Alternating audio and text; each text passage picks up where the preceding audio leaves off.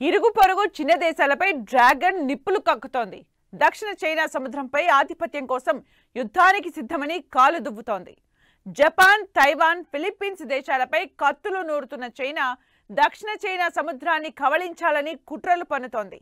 Taiwan, Philippines విషయంలో America, Japan జోక్యాన్ని సహించబోమంటూ ఏకంగా యుద్ధ విమానాలతో బాంబర్ పెట్రోలింగ్ చేసి తొడలు కొడుతోంది. దీంతో ఆసియాలో మరో వార్ లోడ్ అవుతోందా అన్న అనుమానాలు బలపడుతున్నాయి. జపాన్, తైవాన్, ఫిలిప్పీన్స్ పై కత్తులు దూస్తోన్న డ్రాగన్. దక్షిణ చైనా సముద్రంలో యుద్ధ మేఘాలు. యుఎస్, జపాన్, ఫిలిప్పీన్స్ యుద్ధ విన్యాసాలకు చైనా కౌంటర్. మరో వార్ లోడ్ అవుతోందా? ఆసియాలో మరో వార్ ప్రారంభం కానుందా? China versus Japan, Taiwan, Philippines అన్నట్లుగా యుద్ధ మేఘాలు కమ్ముకుంటున్నాయా? వివాదాస్పద దక్షిణ చైనా సముద్రంపై డ్రాగన్ సైన్యం తొలిసారిగా బాంబర్ పెట్రోలింగ్ నిర్వహించడంతో ఈ అనుమానాలకు మరింత బలం కలుగుతోంది. బాంబర్ పెట్రోలింగ్ కోసం చైనా ఏకంగా యుద్ధ విమానాలను రంగంలోకి దించింది. ఫైటర్ జెట్లు సముద్ర గగనతలంలో కయ్యానికి కాలు దువ్వుతున్నట్లుగా చక్కర్లు కొట్టాయి. చైనా కవ్వింపు చర్యలకు ఓ కారణముంది. ఫిలిప్పైన్స్ నావికాదళం ఈ మధ్య అమెరికా, జపాన్ సైన్యంతో కలిసి దక్షిణ చైనా సముద్రంలో ఉమ్మడిగా సైనిక విన్యాసాలు నిర్వహించింది. ఈ పరిణామం చైనాకు మింగుడు పడడం లేదు. దక్షిణ చైనా సముద్రం మొత్తం తమదే అని, ఏ పెత్తనమైనా తామే చేయాలని చైనా ప్రభుత్వం వాదిస్తోంది. దీనిపై Philippines, Vietnam, Malaysia, Brunei, Taiwan దేశాలు అభ్యంతరం వ్యక్తం చేస్తున్నాయి. చైనా ఆధిపత్య ధోరణిని తీవ్రంగా వ్యతిరేకిస్తున్నాయి. అవసరం అనుకుంటే తామంతా ఏకమవుతామన్నట్లుగా చైనాకు వార్నింగ్ ఇస్తూ అమెరికా సహకారం తీసుకుంటున్నాయి జపాన్, ఫిలిప్పీన్స్ దేశాలు. అలా దక్షిణ చైనా సముద్రంలో అమెరికా, జపాన్లతో కలిసి ఫిలిప్పీన్స్ 2 రోజులు నౌకాదళ విన్యాసాలు చేయడం ఇప్పుడు చైనాకు పుండుపై కారం చల్లినట్లయింది. దీనికి గట్టిగానే కౌంటర్ ఇవ్వాలనుకున్న డ్రాగన్ తన ఆర్మీకి అవసరమైతే యుద్ధానికి సిద్ధంగా ఉండాలన్నట్లుగా సన్నాహక సంకేతాలు పంపింది. మరోవైపు రెచ్చగొట్టే, ఉద్రిక్తతలు పెంచే చర్యలు మానుకోవాలని ఫిలిప్పీన్స్ కు చైనా స్ట్రాంగ్ వార్నింగ్ ఇచ్చింది. అలా వివాదాస్పద ప్రాంతంలో తొలిసారిగా యుద్ధ విమానాలతో బాంబర్ ఫార్మేషన్ పెట్రోలింగ్ ను డ్రాగన్ నిర్వహించడం ఆసియా వ్యాప్తంగా హై టెన్షన్స్ కు కారణం. ఇది చైనా ఇస్తున్న యుద్ధ భేరీ హెచ్చరికలే అని ప్రపంచ దేశాలు భావిస్తున్నాయి.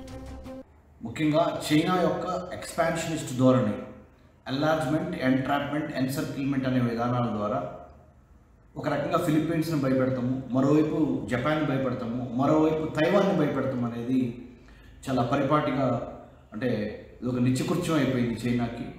So both Taiwan, Philippines, Japan, Malaysia, Vietnam, all these countries are actually very, very scared of Chinese expansionism in South China Sea. దక్షిణ చైనా సముద్రంలో ఉన్న అపారమైన నిల్వలు ఏదైతే ఉన్నాయో వాటి మీద ఆధిపత్యం సంపాదించడానికి కానీ, లేదా సెన్కాకు, దియాబు, పారాసెల్ ఐలాండ్స్ని ఆర్టిఫిషియల్ ఐలాండ్స్గా మార్చి చైనా తన స్వాధీనంలో పెట్టుకోవడం ద్వారా ముఖ్యంగా జపాన్ని భయభ్రాంతులకు గురి చేస్తుంది. నిజానికి చైనా ఆధిపత్యానికి గండి కొట్టాలని యుఎస్ తో పాటు తైవాన్, ఫిలిప్పీన్స్, జపాన్ దేశాలు ఒక్క తాటిపైకి వస్తున్నాయి. ఫిలిప్పీన్స్ అయితే చైనా దాడుల్ని ఎలా తిప్పికొట్టాలి అన్న పేరుతో హాన్ కువాంగ్లో 10 రోజుల పాటు లైవ్ ఫైర్ విన్యాసాలను నిర్వహించింది. మరోపక్క ఎలాగైనా తైవాన్ను తమ దేశంలో విలీనం చేసుకోవడం ఖాయమని డ్రాగన్ బల్లగుద్ది మరీ చెప్తోంది. చైనా కౌంటర్ విన్యాసాలతో దక్షిణ చైనా సముద్ర ప్రాంతంలో అలజడి రేగింది.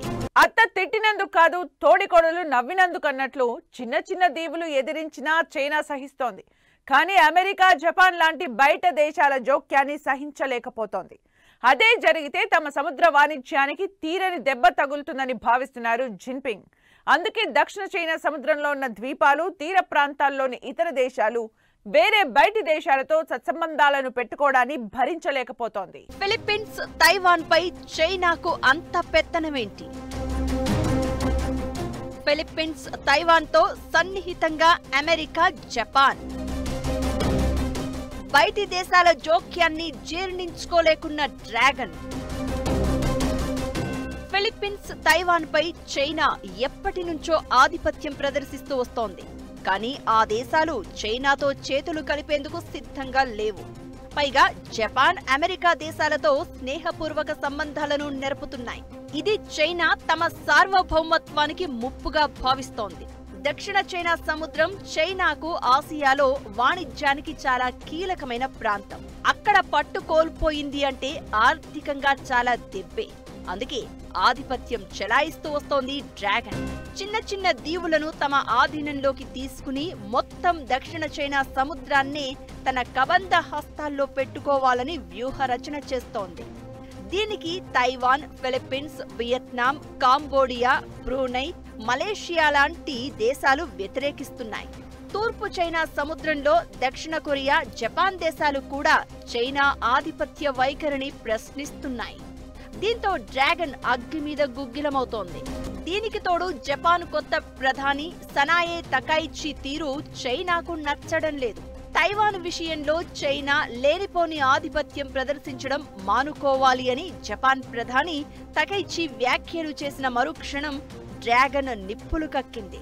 జపాన్ హద్దు దాటితే మెడను తెంపేస్తామని తీవ్రంగా బెదిరించి తన ఆధిపత్య ధోరణిని చాటుకుంది. నిజానికి తైవాన్ పై దాడి చేస్తే అది మెల్లగా జపాన్ ఉనికికి ప్రమాదమని ఆ దేశం భావిస్తోంది. జపాన్ సముద్ర మార్గాలు, వాణిజ్యం, భద్రతకు తైవాన్ చాలా కీలక దేశం. అందుకే తైవాన్తో సత్సంబంధాలు, సహకారం అందిస్తోంది జపాన్. దీనికి తోడు అమెరికా లాంటి దేశం వెనకుండి సైనిక సంపత్తి సాయం, టెక్నాలజీ వార్ వెపన్స్ ను ఆయా దేశాలకు సమకూర్చడం చైనాకు కంటగింపుగా మారుతోంది. క్వాడ్ ఉంది. క్వాడ్ అంటే భారతదేశం, జపాన్, చైనా, మరి అమెరికా, ఈ 4 భారతదేశము, ఆస్ట్రేలియా, జపాన్, అమెరికా, ఈ 4 కూటమి క్వాడ్ కూటమి అంటారు. ఈ క్వాడ్ కూటమిలో భాగమైన జపాన్ చైనాకి కంటగింపుగా మారింది. అందుకని చైనా ఒకవైపున తైవాన్ని భయపెడతానే వన్ చైనా పాలసీతో తైవాన్ మీద ఆధిపత్యం సంపాదించడానికి ప్రయత్నం చేస్తాను. ఇంకోవైపు జపాన్ని కూడా, జపాన్లోకి ఇప్పుడు ఎవరు టూరిస్టులు వెళ్ళొద్దు, టూరిస్టులు వెళ్తే మేము అంటే మేము గ్యారంటీ ఇవ్వలేము మీ ప్రాణానికి, జపాన్ మీద ఎప్పుడైనా మేము దాడి చేయొచ్చు అన్న సందేహాలు అనే డౌట్స్ని చైనా క్రియేట్ చేస్తుంది. జపాన్ తీరు చైనాకు అస్సలు నచ్చడం లేదు. జపాన్కు ఎవరు ప్రయాణాలు చేయొద్దని, టూరిజం పేరుతో కూడా వెళ్లొద్దని హుకుం జారీ చేశారు జన్పే. జపాన్లో 1.5 మంది చైనా విద్యార్థులు చదువుకుంటున్నారు. ఏటా 75 లక్షల మంది టూరిస్టులు జపాన్లో పర్యటిస్తూ ఉంటారు. ఇప్పుడు ఈ సంఖ్య బాగా తగ్గే ఛాన్స్ ఉంది. దీనికి తోడు automobiles, electronics, rare earth materials వాణిజ్యం దెబ్బతినొచ్చు. రానున్న రోజుల్లో ఈ గస్తీలు, ఆంక్షలు మరింత కొనసాగితే ఆసియాలో ఉద్రిక్తతలు పెరిగే ఛాన్స్ ఉంది. అమెరికా లాంటి అగ్రదేశాలు మరింత జోక్యం పెంచితే ఇది మెల్లగా ప్రచ్ఛన్న యుద్ధానికి దారితీసినా ఆశ్చర్యపోవాల్సిన అవసరం లేదని విశ్లేషకులు భావిస్తున్నారు.